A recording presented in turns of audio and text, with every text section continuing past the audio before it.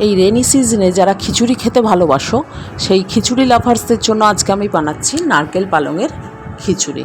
Hello everyone, welcome to my channel হেসে রান্না।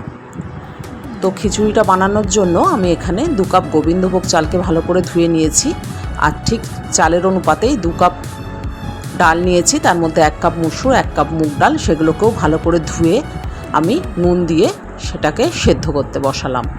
এবার কেটে রাখা কিছু নারকেলকে আমি ফ্রাই করে নিচ্ছি। তো নারকেলগুলো ফ্রাই হয়ে গেছে। এবারে কিছু স্লাইস করে কেটে রাখা ফুলকপি, বাঁধাকপি আর পালং শাকও আমি কেটে রেখেছি। এবারে ফুলকপিগুলোকে নুন হলুদ দিয়ে ফ্রাই করে নিতে হবে। দেখো এপাশে আমার চাল ডালটাও সেদ্ধ হয়ে গেছে। তো ফুলকপিগুলোও ফ্রাই হয়ে গেছে, আমি ফুলকপিগুলোকে তুলে নিচ্ছি। এবার কড়াইতে দিলাম 2টো তেজপাতা, 1 চা চামচ জিরে, 1 চা চামচ ধনে, কাঁচা লঙ্কা, কিছুটা কাজু, খানিকটা পোস্ত, কিছুটা স্লাইস করে কেটে রাখা নারকেল আর একটু কাশ্মীরি লঙ্কা গুঁড়ো। তো দিয়ে আমি একটা স্মুথ পেস্ট বানালাম। এবার কড়াইতে জিরে ফোড়ন দিয়ে দিলাম পেঁয়াজ। পেঁয়াজটা যেই একটু ভাজা ভাজা হয়ে গেল, দিয়ে দিলাম টমেটো, নুন, হলুদ, আদা বাটা, লঙ্কা গুঁড়ো আর ফ্রাই করে রাখা নারকেলের টুকরোগুলো।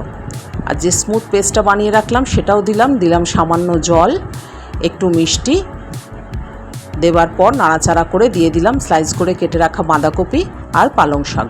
এবারে এগুলোকে দিয়ে একটা সুন্দর গ্রেভি বানিয়ে নিলাম। তারপর দিলাম ফুলকপি আর কয়েকটা কাঁচা লঙ্কা। এবার সেদ্ধ করা চাল ডালের মধ্যে আমি এই মিক্সটাকে ঢেলে ভালো করে মিশিয়ে নিচ্ছি।